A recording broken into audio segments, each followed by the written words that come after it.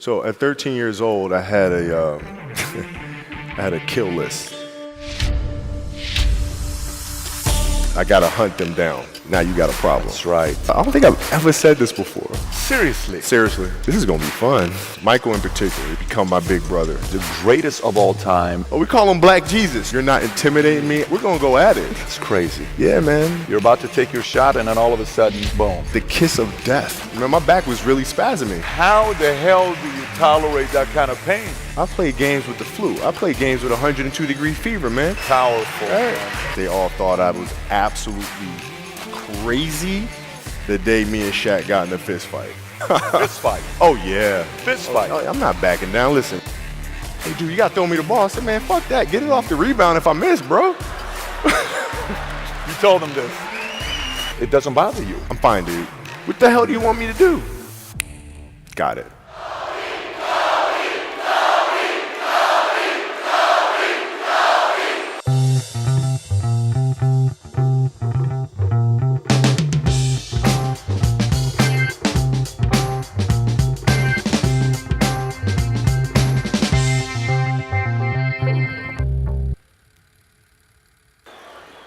Here's who tonight's speaker is. You ready? Before I introduce him, I want to tell you what some of his accomplishments are. Hang on. I got to tell you some of the things he's done. After the first one, you're going to know who it is. And if you're jacked up about it, I want you to holler and bring this building down. You ready? Let me say who it is first. First sentence. Ready? You got your lives on. You ready? He is the greatest Laker of all time.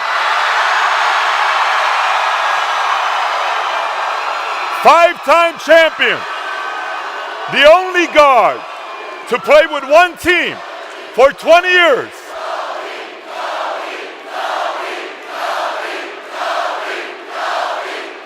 More 40-point games than LeBron and KD. Let me just say this, guys, more 40-point games than LeBron James and Kevin Durant. More 50-point games. More 50-point games than LeBron, Kevin Durant, and Steph Curry combined. And more 60-point games than LeBron James and Michael Jordan combined. Give it up to the one, the only, Kobe Bryant.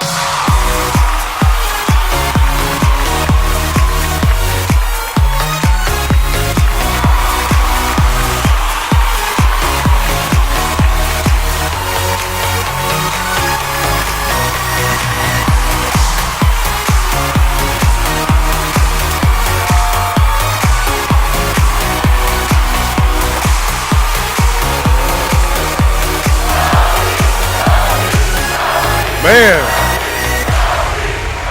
All right.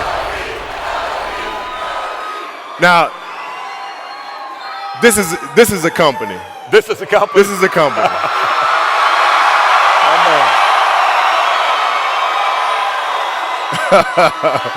It's awesome. Wonderful. So, you know, I got to tell you guys.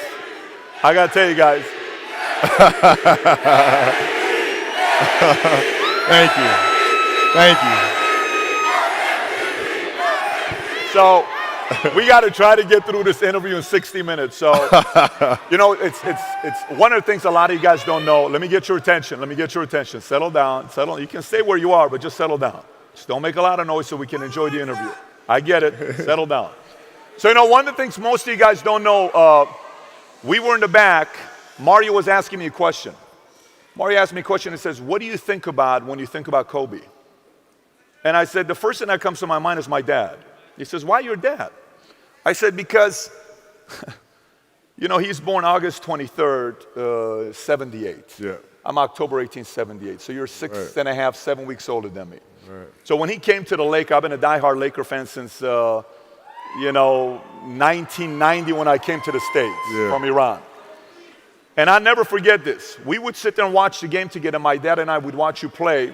And one day, Lakers are playing against the 76ers. And it's game one. If you know my dad, you know he's had a lot of heart attacks. We're watching game one. Iverson hits the shot over Ty Lue, right? Yeah, yeah. Game ends, they win the first game. My dad gets up and my dad says, Patrick, take me to the hospital. We went straight to the hospital because he was having heart issues.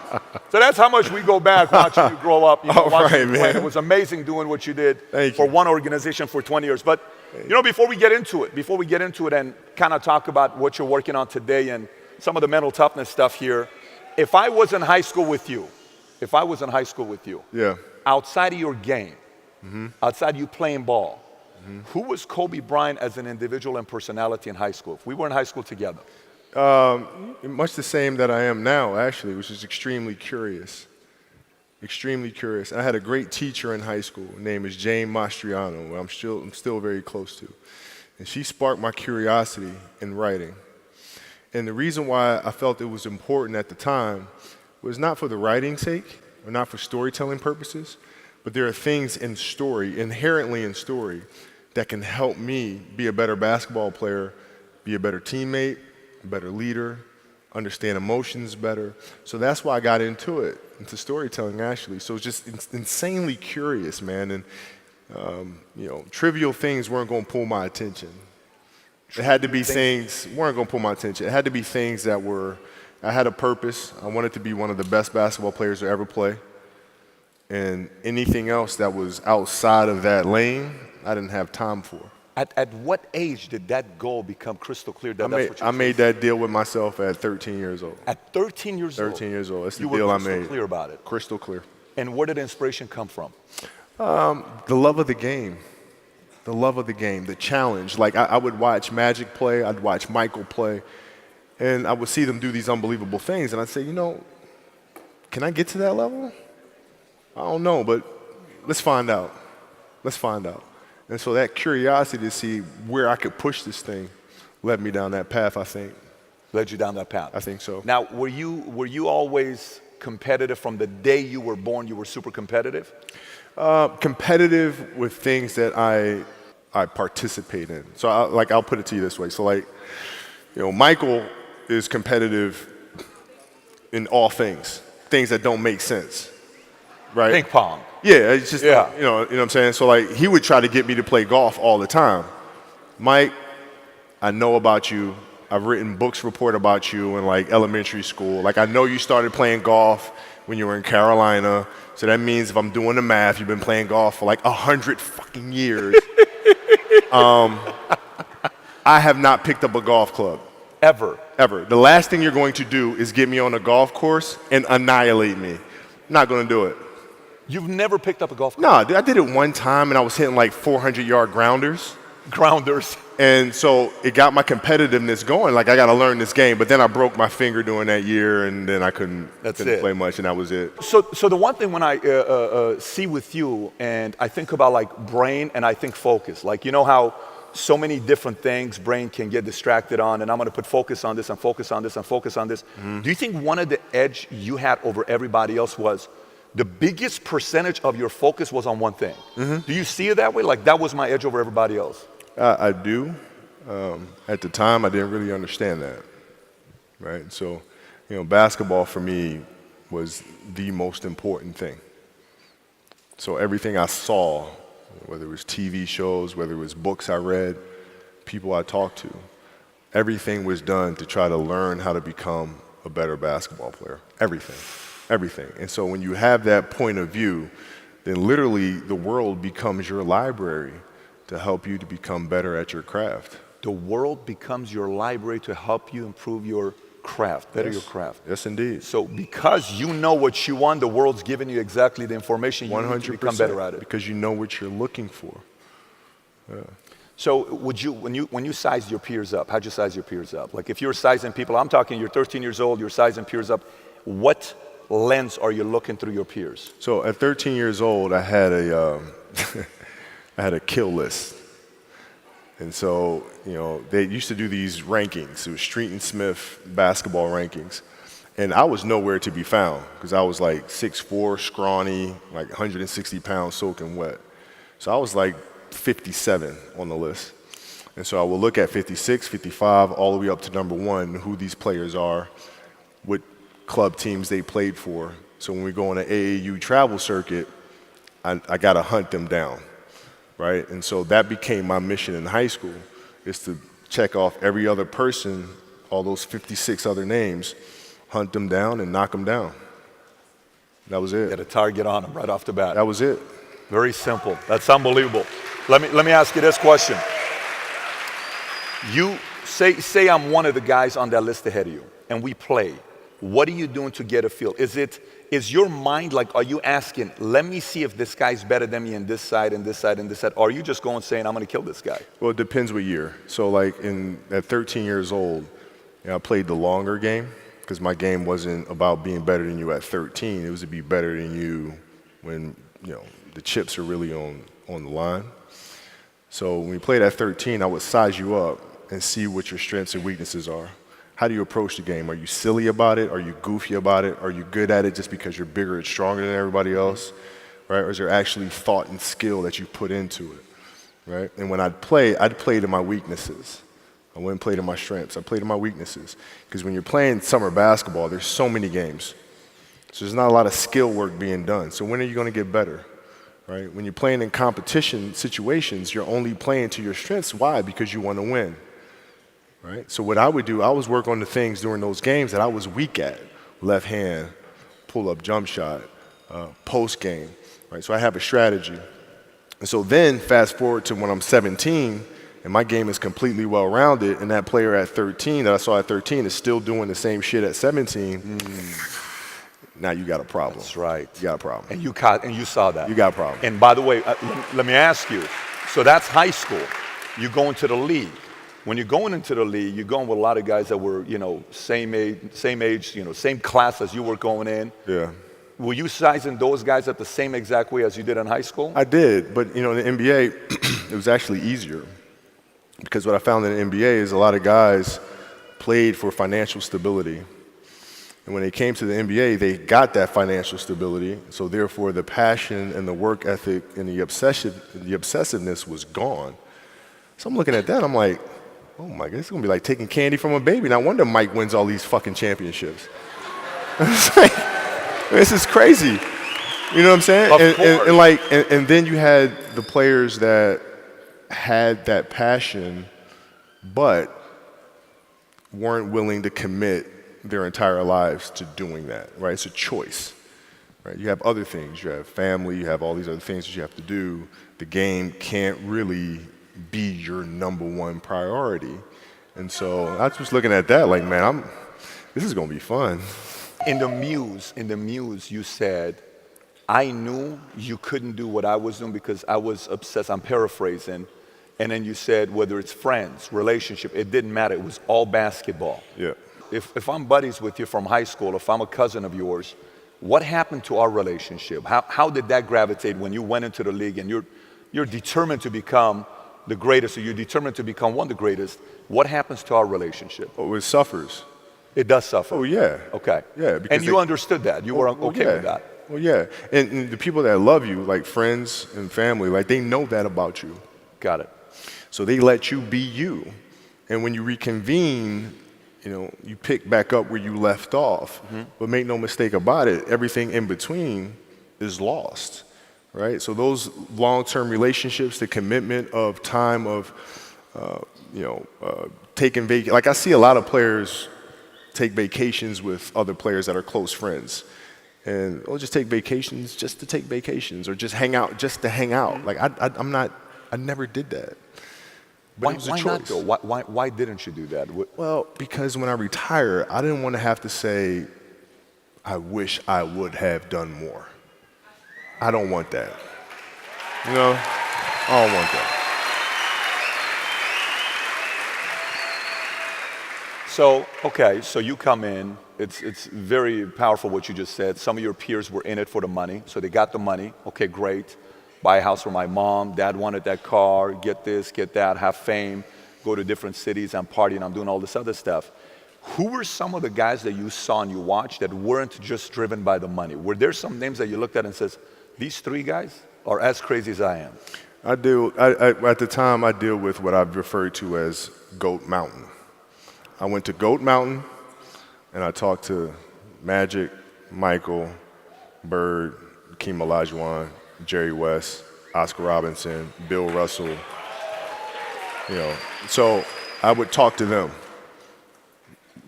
What did you do? What were your experiences? Michael in particular, he's become my big brother. He's been my big brother since I first came in the league. And what was that process like?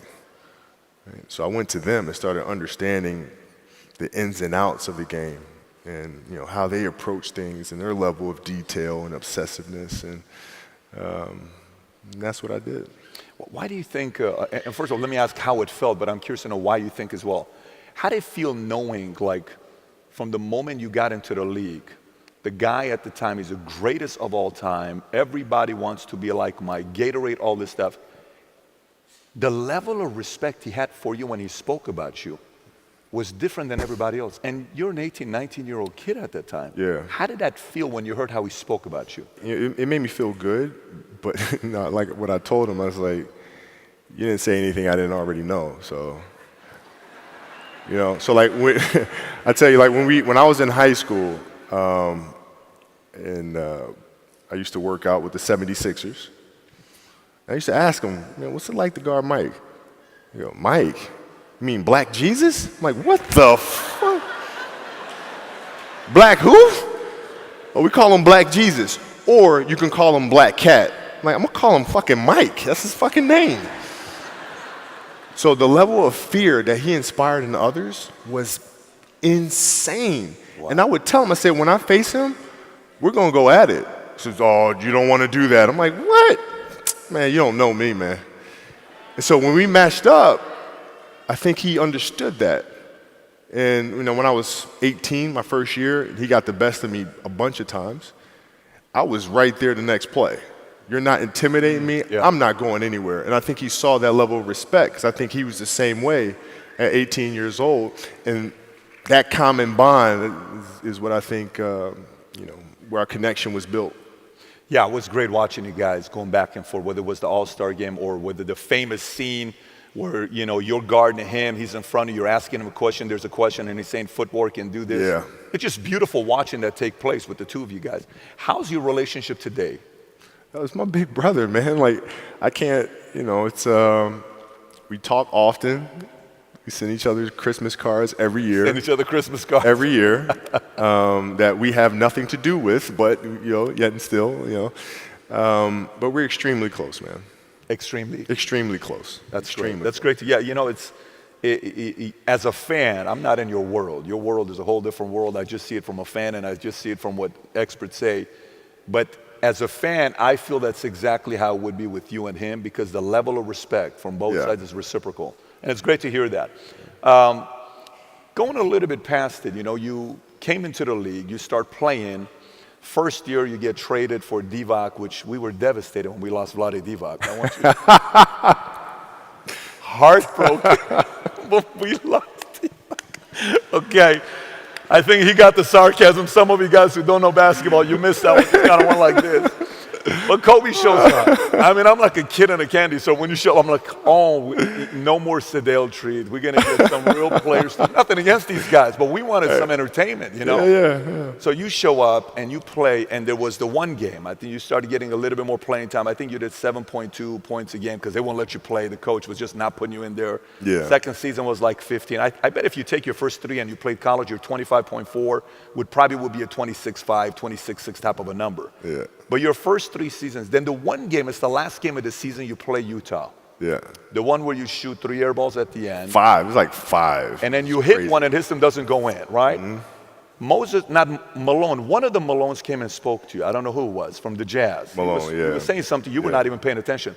Shaq was whispering something in your ear. What did Shaq say to you in that moment? I don't even know. You don't remember? No, I wasn't paying attention.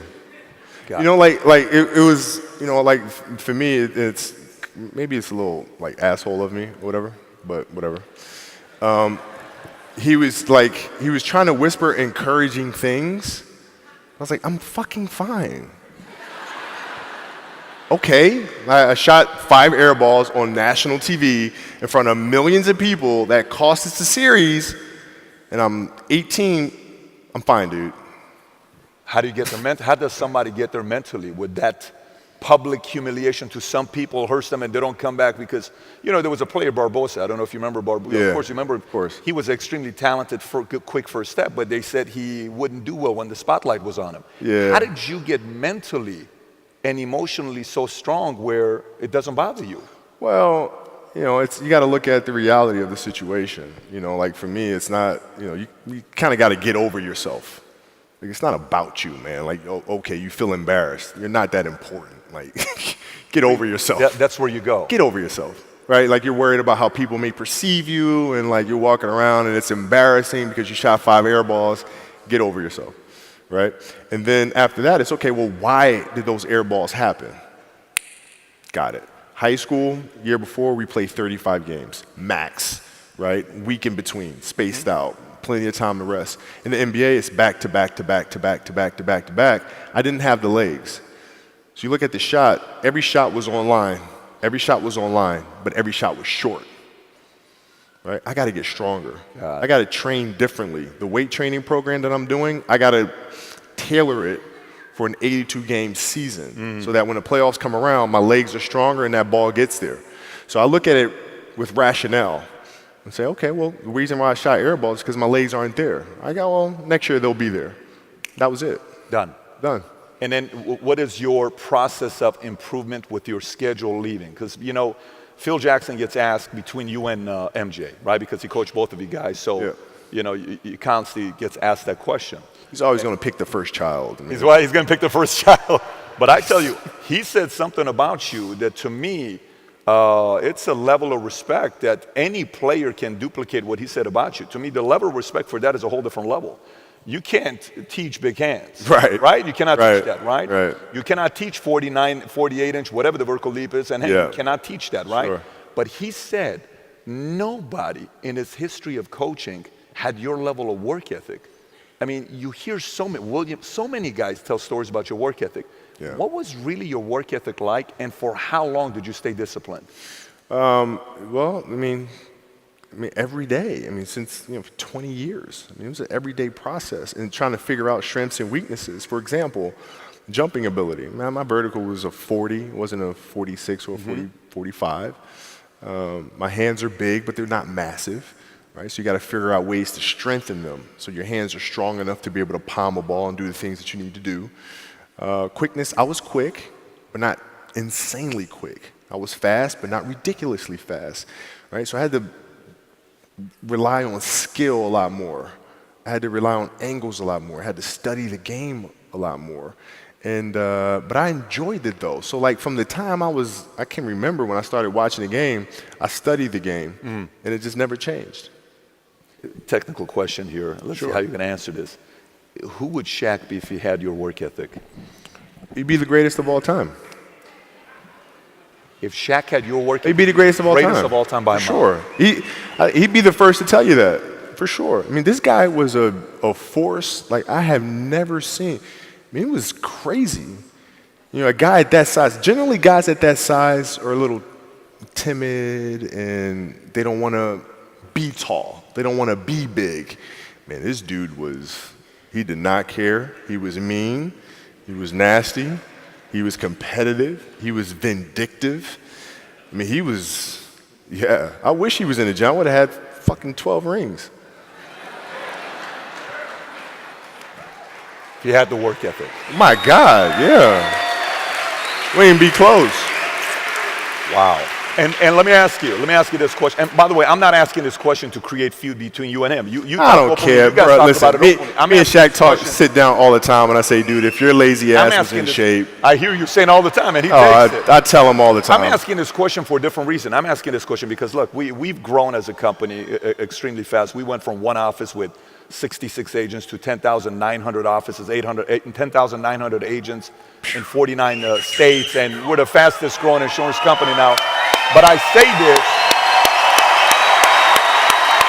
it for one reason. And by the way, this message is directed to a lot of you, so hear me out very simply. The fact that you say the work ethic side, the fact that you say work ethic side, and you say, hey, if he would have worked that hard as I did, do you think if he would have had the same level of commitment to the game as you did, you guys would have had fewer feuds between each other? Yeah, because I listen. I don't deal with people that don't commit at that level, but then act as if they do. I don't deal with that. I don't. It's real shit. I mean, I listen. So, like, we used to get into stuff all the time because it was like, he would say, okay, Kobe's not throwing me the ball. And, media would take it and run with it and all this other stuff. And I'm like, well, bruh, if you were in shape, by the time I run down on a fast break and run back and then run down, you're still coming down the first time, bruh. Like, what the hell do you want me to do? Right? So a lot of our contention came from that. And even though he was older, you were still confronting him. You didn't care. Oh, I didn't care, man. From listen, day one, bro. From day one. I knew for sure Rick Fox, my teammates, they all thought I was absolutely crazy the day me and Shaq got in a fist fight. After that day, they were like, okay, Kobe, you're certifiable. Fist fight. Oh, yeah. Fist fight. Oh, I'm not backing down. Listen, either you're going to Shaq whoop my ass or we're going to have a night. But, ain't no way. There's a level of respect. And for Shaq, too, by the way, I know he's told me that day was a big turning point for him because it was like, he's generally used to talking trash and saying what he wants and nobody really stepping up and challenging him on that. And when he saw me challenge him on that, he was like, this kid's crazy. All right, I can win with that. And so that was kind of the beginning of our relationship, I think. That's probably never happened to him. That's probably not something that's common to him. No. I mean, he's also 7 feet tall since he was 3 years old or something, right? This is all coming back to me right now. There's also a game in Phoenix, my first year we were playing, and he kept posting up, but they kept fouling him, so he kept going to the free throw line and kept missing them. And so he'd throw the ball out to me. I'm not throwing that shit back in there, right? So I kept shooting him, right? So we get in the timeout, and he's like, hey, I'm open. I'm like, okay. And so we go out, and same thing, hey, I'm open. Okay. There you go. Come back in. Hey, dude, you got to throw me the ball. I said, man, fuck that. Get it off the rebound if I miss, bro. You told him this. First year. 18 years old, man. 18 years old. And I must have been out of my damn mind. So did you have guys you went to outside of the players? Like when you're coming to figure out a way to improve your game. We had Billy Bean here a couple days ago. And I don't know if you know who Billy Bean is. If you've seen the movie Moneyball, he's the guy, Billy Bean. Of course. So he talked a lot about predictive analytics. He talked about the fact that the year Moneyball came out, the year prior to that, they paid players and looked at on-base percentage as 8 stat. And the year Moneyball came out, all the scouts started making on-base percentage number 1, what they recruited for, right? Did you have ways to improve your game by looking at data, looking at conditioning? What were some of the factors you looked at on how to improve your game season after season? The game itself it's a complicated answer. So there are very tactical things in terms of footwork and geometry of the court. So you're looking at the court and looking at the 45-degree angles that the court is shaped in and how it needs to operate.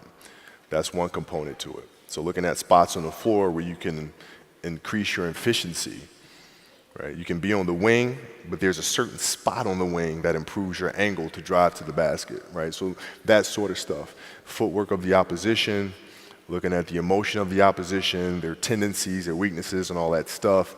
Understanding the momentum of the game, how to create momentum shifts, where momentum shifts come from, all this sort of stuff. And then studying outside of that, right? Looking at different industries, looking at conductors, looking at writers, looking at actors and how they get into character and then how do they keep themselves in that mental space. So looking at different industries, looking at nature itself and learning from that and how you can incorporate that into the game. Man, it's a lot of studying.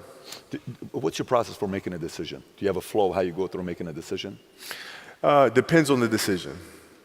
Depends on the decision. If we're talking about, a basketball decision where, you've got to, read a certain coverage or something like that, I mean, a lot of that comes from the pre-work and understanding what their defensive package is and how to put teammates in certain situations. So, for example, if you look at players nowadays that are charged with taking game-winning shots or making game-winning decisions, and you look at the play, and then you look at it and say, okay, well, that shooter was there, the double team came, and the player couldn't do anything but pass the ball, right? Well, that's because they didn't do the pre-work. Right? So when you do the pre-work, you understand, okay, this team in this situation likes to run a double team from this particular angle. All right, so I'm going to clear that side out, force the double team to come from a different angle, move myself to a space on the floor where it's going to take a long time for the double team to come, and now I can circumvent the double team and get to a place on the floor where I can knock down a shot or get to the basket. So it's all that pre-work. Decision, when I say decision, if you're looking at somebody that you're sizing up, or if you're looking at somebody to go into business with, or if you're looking at a big investments you got to make, what is the decision-making process there? Do you call? Is there first you do your own research? You take this much time. You call an advisor. Is there a system you follow? It's pretty simple for me. It's do you understand the business? Is it a business that you can help in some form or fashion? What are the barriers of entry to that business? And then the entrepreneurs themselves, the company itself. Right? Do they have a culture that you believe is sustainable? Are these leaders people that you believe in? Are they people that are obsessives? And in turn, have they created a culture of obsessiveness? So I tend to look at those 4 factors, and that's it. That's big right there, by the way. I don't know if you guys caught that right there. That's pretty massive right there. Earlier you said, I'm probably not going to get this right, a 16-year-old, a 13 or 11-year-old? Yeah, 13. 16, 13, 2, and 1 that's a month. 1 that's a month, by the way, right? 1 that's a month. All girls. All girls, 444. So 16 means you're in your 5th, 6th year having a baby? Yeah. Is it something like that, right? Give or take. What was the conversation like with your wife to say, listen, this is the schedule? Because, look, some entrepreneurs, they're coming home at night and late, oh my gosh, my wife is upset because I came home at 11:30. Yeah. Oh my goodness, what a sacrifice I'm making. This life's, I don't know if I can do this. Sure. You're on the road 9 months out of the year. If you especially played Olympic, you won 2 gold medals, so you're doing that on the off season and you're trying to get that part going and training for doing your camps. What is the conversational life like with your wife and kids to say, listen, this is what I'm doing? How did that conversation go? Well, with the kids, it's different. So, like, the communication with our children is that, Pops is working hard. This is the level of attention to detail you need to have in everything you do. So it's setting the example. Same thing with my wife. My wife's a stay-at-home wife. It's the hardest job, man. Right? So she works really hard at that. I mean, it's...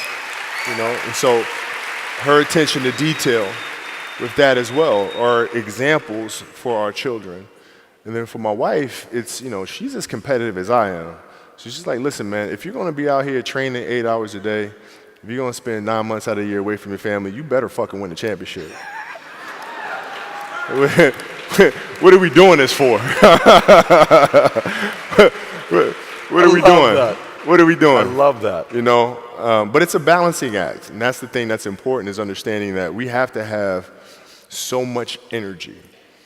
Because for like Natalia and Gianna when they were babies, especially Natalia because she was doing prime years, and I go to practice and I'd train and I'd play the game and I'd come home and I'd be sore and I'd be tired.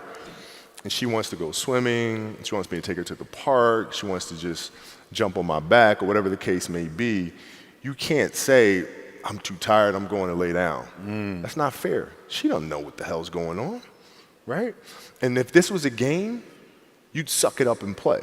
I play games with the flu. I play games with 102-degree fever, man. Powerful. You can't do that. That is so powerful, right? Man. You got to be on, man. That's big. Did you guys, would you sit at the, because you're obviously very detailed, your show. I mean, you're a very, very detailed guy. Would you guys have a meeting, like I sit there and say, okay, if I'm thinking like Kobe, let's just say Kobe's trying to schedule out his year, season's about to start. Would you sit with her and say, okay, babe, this is the schedule next 12 months. Tell me about birthdays. Tell me about this. Yes. Is that what you guys do? Yeah, I look at it and say, okay, birthdays, what am I missing?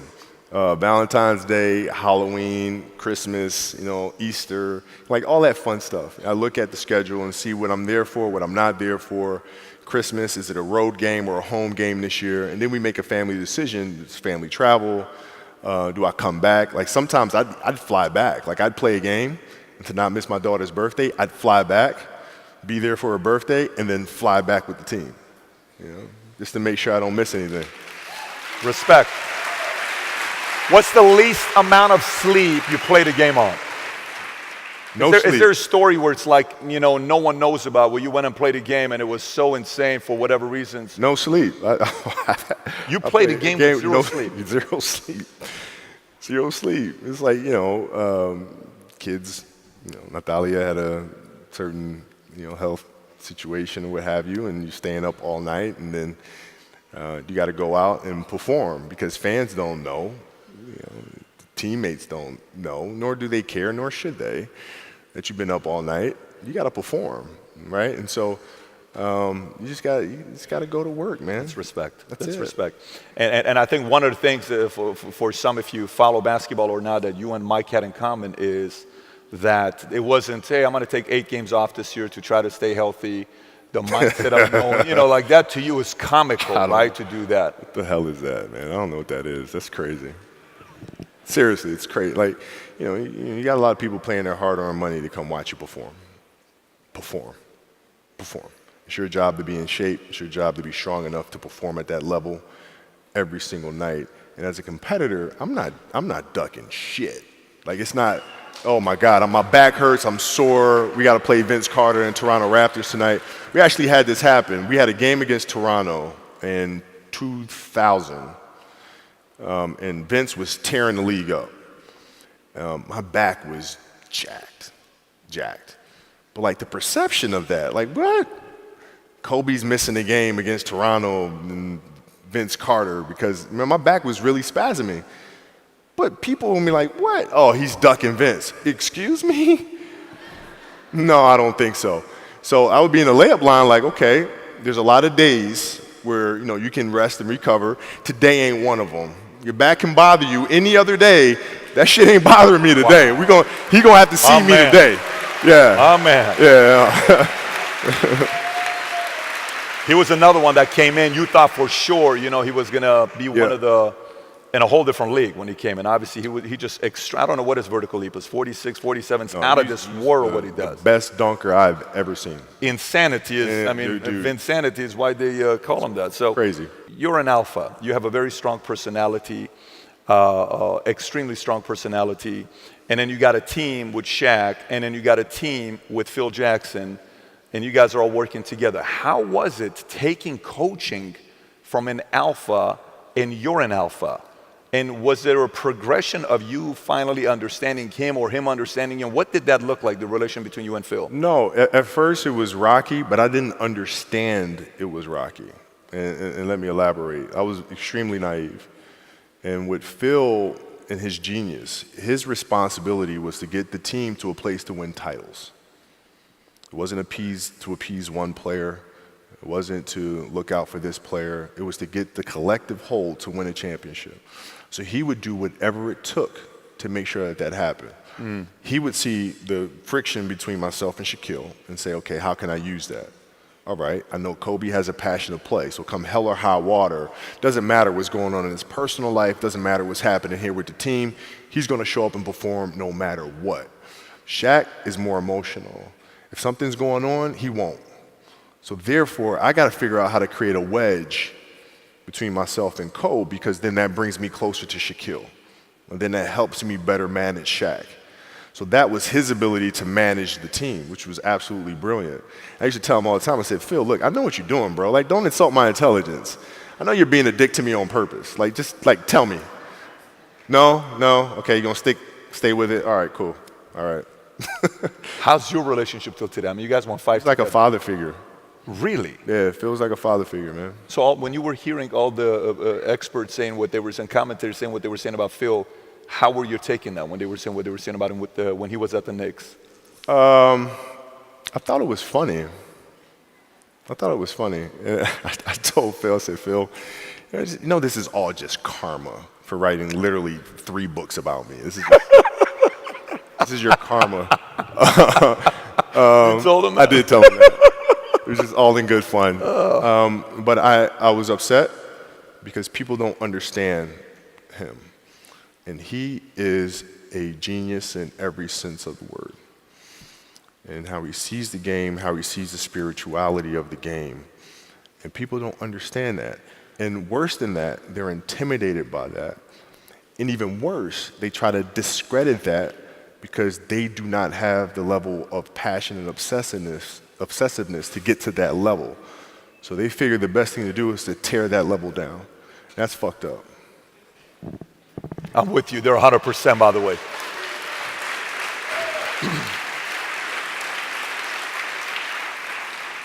Obviously, he had a lot of interesting rituals. You would hear about the yoga. You would hear about all the stuff that he would do. What is the weirdest thing he did with you in practice that you're like, what the hell are we doing here? He had a Tai Chi master come to practice. And we walk out there, and the Tai Chi master standing in center court and tells us to take our shoes off. And I'm pissed because I'm ready to play basketball. And he's standing up there and says everybody closes their eyes and stuff, and he does stuff like monk gazing at moon and talks about the fingertips and barely touching and the spirituality of all that. And I'm peeking around like, is everybody doing this shit? Like, what the hell's going on? And there, and big ass Phil's there doing it himself. He's like, he's doing this whole, doing all this stuff, And I'm like, damn, okay, I'm gonna try it. But honestly, I bought into it. I bought into the meditation. I bought into the deeper connection that exists within the game. And so when you watch our teams, or you watch any of Phil's teams, or Chicago teams, Game 6 against Utah, you watch our games, Game 7 against Boston, we were never rattled, ever. Because we're always in the moment, always in the present, always extremely calm, always looking at the reality of the situation and not letting our emotions cloud our execution. And that comes from being in that meditative state that he would teach and preach from day one. Would he take you back? Would he take you back and say you had a terrible game and it was, the season prior? Would he take you back and say, we're gonna watch this game. It was the worst loss we had. It was absolutely embarrassing for you to kind of see what things you did to improve. Was he that kind of No. It was more about fundamentals and improving the game. Move on. He was very hands-off, right? In the sense of he allowed players to develop. He would allow you to find your truth and then go after it. And he was there to simply guide you along that journey, which I actually learned from him, and that's how I parent. And that's how I coach my daughter's team now. So that's why I say he's a father figure, because I've learned so much from him as a coach that I take as a father, as a husband, and as a coach myself. But he was very observant. Was he a better one-on-one or one-on-few? Like one-on-one versus one-on-12? Like if I'm having a team meeting and I'm talking to guys to rally them or calm them down or it's okay strategy, or was he very good one-on-one, just you and him, closed doors? Yes, great conversationalist, but hated confrontation. He hated confrontation. Direct confrontation is not his thing. Doesn't do it. Never did well with it. It had a lot to do with how he grew up and his brother, his siblings, and father, and so forth and so on. Hates direct confrontation, and he knew that about himself. So that's why a lot of his challenges were indirect. He went to the media with things, so he's very indirect. He would never challenge a player directly. He didn't like that. Yeah. He said one time you guys had a meeting and he sat you down and Shaq down and he says, listen, I know you guys think you're alpha. I'm a bigger alpha than the both of you guys. Did that ever take place? Not really. No, okay. It was more like, he would say it in film sessions, not with me and Shaq. Like, he never sat me and Shaq down. Like him, me, and Shaq. He never sat No, God, no. You kidding? Why wouldn't he, though? Is it the confrontation? I'm sure it'd be a little terrifying for him. Got it. Phil, have you ever seen Phil walk? Phil, he's got like one good hip on like the best day of his life. It's like if some shit goes down, he's doing nothing to break that up. So I'm assuming it's a little intimidating. But what he would do is he would do things indirect. And it wasn't about calming the waters. It was about stirring up the waters and creating a storm that eventually would lead this broken ship to the shore it was trying to get to in the first place. So was he constantly instigating and steering in his own way? That's what he was doing, man. So, like, if you ever seen the movie Moana, if anybody has kids here, I'm sure you've seen Moana. Right? When she goes out and all of a sudden there's a storm, and she loses her mind, thinks everything is lost, and all of a sudden she wakes up and she's right where she was supposed to be. That's Phil. Wow, that's a great example. Great example. So we're coming on to the last 15 minutes. I got a list of questions that I'm not going to get to, but I do want to ask a couple of these. You're playing against the Golden State Warriors. Score is 107-109. You guys are close to getting into the playoffs. You know exactly what happens in the game. You go up, you're about to take your shot, and then all of a sudden, boom, Achilles happens, right? Friend of mine, Nima, he is here just to listen to you. He played ball. And he told me, he says, Patrick, I don't think you understand. He says, when I tore my Achilles in high school, he says, 4 friends of mine dragged me to my hospital. I was crying from there straight to the hospital. He says, I have no clue how the hell this guy did it. He went and hit the free throws, and then you walked off the stage, and then you got the surgery done. Yeah. How the hell do you tolerate that kind of pain? You know, I use this. I tell this example, and I think this is the best way to explain it.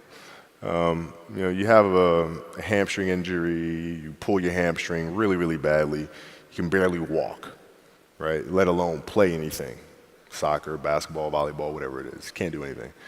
Doctor tells you go home, sit up on the couch, rest your hammy, right? Stay off of it, don't get up, no sudden movements. You're at home, all of a sudden a fire breaks out in the home, right?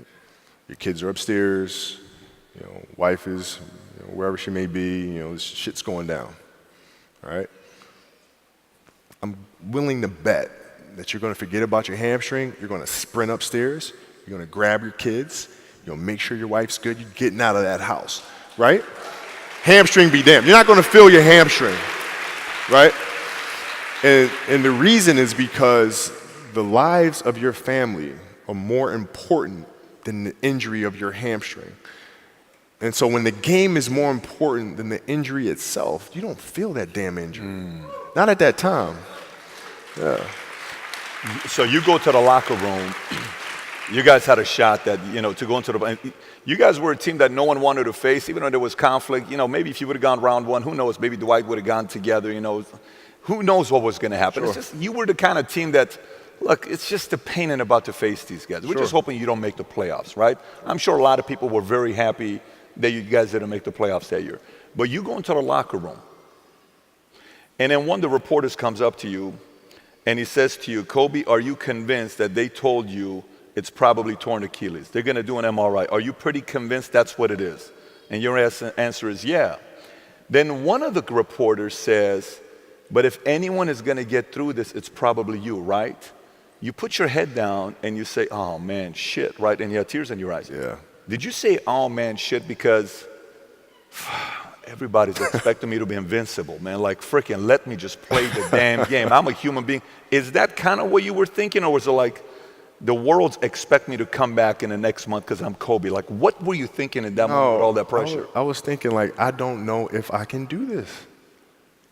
Dude, wow. Achilles were like the kiss of death for athletes. Like, I don't know if I can do this. I don't know. There's so many factors. There's the surgery that has to take place. The surgery has to go well, right? And then just, it's a tendon. I'm not dealing with anything that's muscular or things that I can control. I can't control a tendon. You know what I'm saying? So, like, I don't know. And then thinking about what that process of recovery is going to look like. It's a long one. Do I want to do that shit? I don't know if I want to do it. I don't know. So that was the hardest part. You don't know if you want to do it, or you don't know if you are going to be able to come back from it? Both. Like, I don't know if I can do it. I don't know if I want to do it. Got it. I mean, it's a long process. But, like, when I went in the trainer's room, my kids are in there, and they're looking at you and stuff, and I'm looking at them, and I'm like, it's all right. Dad's gonna be all right. It'll be fine. It'll be all right. It'll be all right. It'll be all right. As a parent, you gotta set the example. You gotta set the example. This is another obstacle. This obstacle cannot define me. It's not gonna cripple me. It's not gonna be responsible for me stepping away for the game that I love. I'm gonna step away on my own terms. And that's when the decision was made that, you know what, I'm doing it. I'm doing it. You're a freaking beast, bro. Yeah,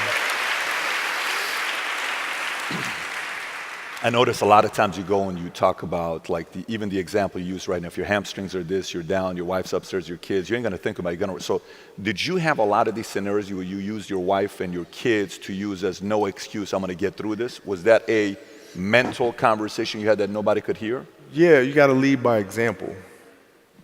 As parents, you gotta lead by example. If you want your kids to do whatever it is they want to accomplish in life, you have to show them. You can't. You got to show them.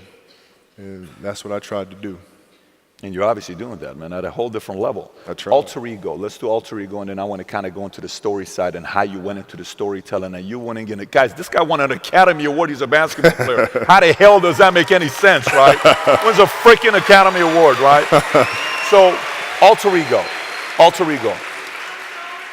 Sometimes we are so worried about what other people think about us. It's like, oh my gosh, what if they think I'm crazy? What if they think I'm over obsessive or competitive? And what if this is like, you're too much. This is just not healthy for you to be thinking this way, right? Yeah. How did you get your mindset into this alter ego to be comfortable being Black Mamba? Like, how did that happen? It's a good separation for me, emotionally, to be able to put myself in a place where at practice or when I'm training or during games, I switch my mind to something else. I switch my mode into something else, right? For me, it's the equivalent of Maximus Decimus Meridius in Gladiator picking up the dirt, smelling the dirt.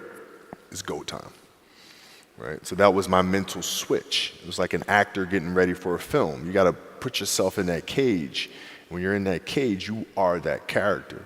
And then when you leave there, it's something completely different. But when I'm in that cage, bro, don't fucking touch me. Don't talk to me. Just leave me alone. There used to be certain games, for certain key games. I don't think I've ever said this before. This kind of makes me seem very psychotic, but whatever.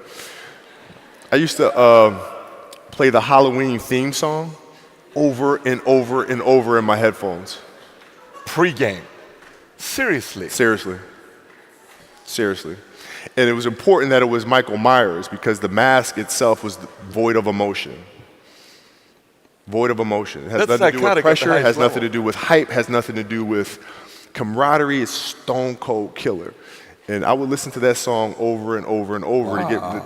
That's when you know you better run because that's what a lot of people did. Yeah, it's like coming out. It's gonna be a tough night. Story. Yeah.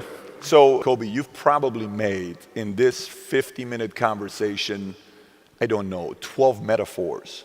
So typically people that make metaphors, they're storytellers. To them, everything has to paint a picture. And from the day one, you're talking about you were very curious, right? So when you finished the last game you had, and I'll never forget, we were having a training, by the way, in Dallas, and we finished it. This was 3 years ago.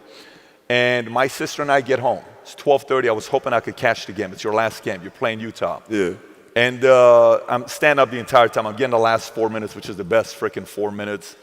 And I see you, Shaq, saying, go for 50. And then you're just going. And you're not hitting easy shots. These are not easy shots. Right. You hit your last shot. You scored 6. Guys, nobody has ever had a 60-point game to retire with. Like, that has never happened. Like, it's insane for this to happen. You hit your 60-point. I got to say this. My sister's in the room.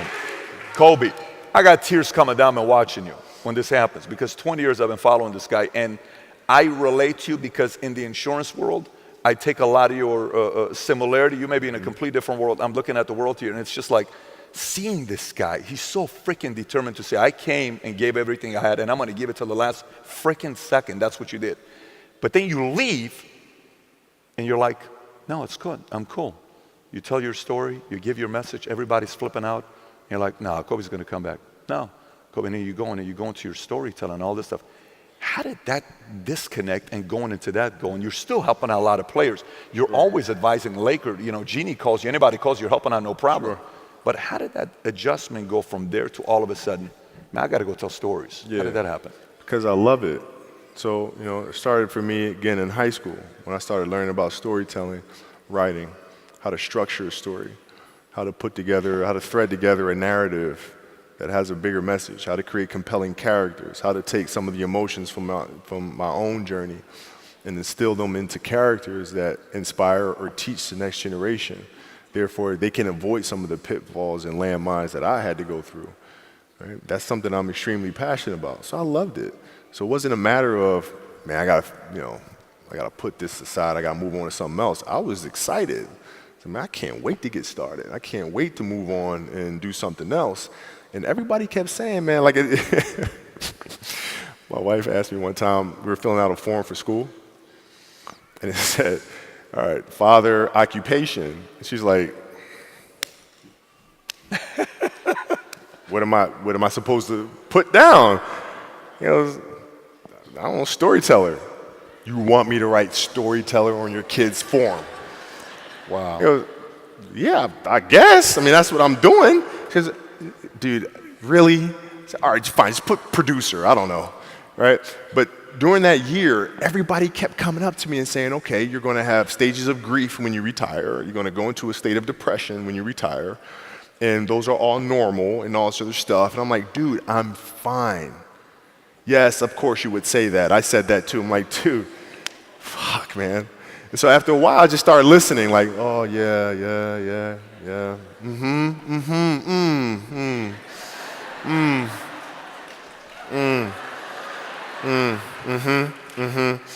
And, you know, and then my competitiveness inside was like, no, I'm gonna do something in the next 20 years that is better than these last 20. You might not understand that. I'm doing that, you know? So the competitiveness kicks in. You've gone, same determination. What's your current work schedule look like today?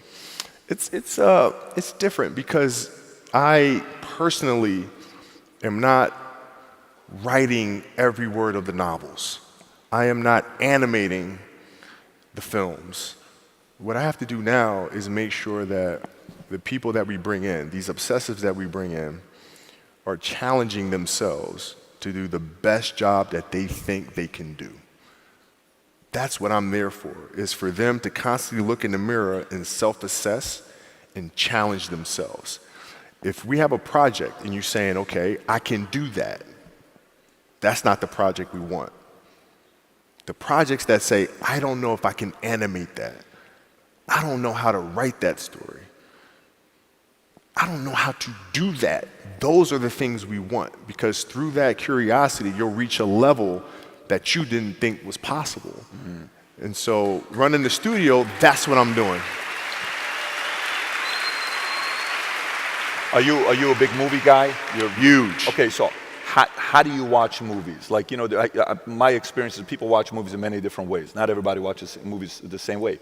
When you're watching movies, how are you watching a movie? I watch them multiple times, and I wear different hats every time. So the first time I watch it just as a fan for pure entertainment value. Then I watch it from the director's lens and see why he made some of the decisions, or she made some of the decisions that she made for the film. Mm-hmm. And then I look at the lighting. You know, lighting? Oh yeah, like lighting's extremely important. Of course. Oh yeah. Then I listen to the music. And then you can challenge yourself by really understanding the director's point of view if you watch a film without music and without sound. Then you can actually see the film for what it is. So I watch it at different stages. I mean, obviously, Academy Awards that you won, the gentleman you hired for the sound, wasn't it John? John Williams. John yeah, Williams, he did the music. right? And John Williams is like the GOAT in his world. Bro, he's the modern day Beethoven. Yeah. And this guy's composed any song right now that you can remember from a film, he's done. Superman theme, did that. Indiana Jones, did that. Jaws, did that. Harry Potter, did that. The Olympics theme, did that too. I mean, the list goes on and on and on and on. And, he's like 85 years old. That's crazy. Yeah, man. That's yeah. crazy. Yeah, That's he's pure he's passion doing the new expression. Star Wars film now. Oh, Star Wars too, that part. He did that one too. Yeah. So when you say recruiting and putting your team together with your projects today, who are you recruiting? Like, if you're putting a basketball team together, you need a GM, president, trainers, all this stuff, assistant, good coach.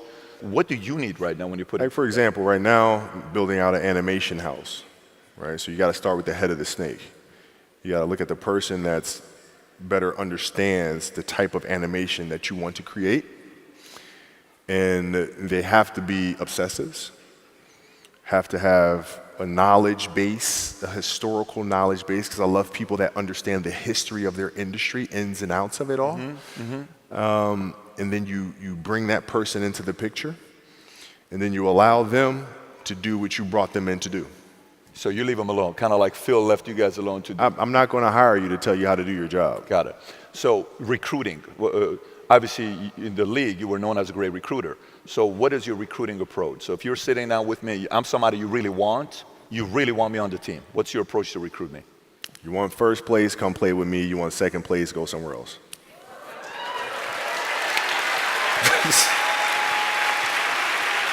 This is too much fun here. Final thoughts, man. What are we going to see with Kobe next 20 years? What other projects you got in mind that you're working on right now? The biggest challenge for us is looking at the entertainment industry and how to diversify it, particularly in animation, but also in writing and young YA novels, middle grade novels, how to create more diverse characters, how do we have better representation, how do we create better opportunities, not just ethnicity, but also gender diversity. I have 4 girls, right? So my mission is to make sure women have opportunities that they haven't been afforded. That is I'm the father of 4 girls. So that is my next obsession, is how do we lead that charge from the front? How do we take an animation industry that lacks in diversity, substantially lacks in diversity? How do we take some of those old animation techniques and teach a whole new generation of animators to come in and create films that inspire the world? And we're getting after it. I think everybody knows crystal clear Kobe's going to get whatever Kobe wants. That's crystal clear, man. Brother, appreciate you for coming out, man. Truly, this has been a blast. Make some noise. Kobe Bryant. Thank you. I got a gift for you, man. I want to give you a gift. Hang tight. Let me give you this gift. All right. Let me give you this gift. You have it. So first one I'm going to give you is this. This is something that you represent, and we have to go get your size. And it's just saying that post-game, you are now an entrepreneur. So we're giving you a shirt that says, I'm an entrepreneur. Word. Okay, that's yours. Word. Okay? Word. And next one, Word. you said script. So we went and got a Star Wars Force Awakens script signed by J.J. Abrams, brother, because my you know man. that's the next phase. Oh, that's of your amazing. career. I hope Bro, you enjoyed. thank Truly, you. I hope you enjoyed. Thank you. Thank you for coming on, man. Thank Truly, you. man. Thank you for coming on. Thank It's been you. a blast. Thank you. Everybody make those. Kobe Bryant. Thank you. I love it. Love, man. Love.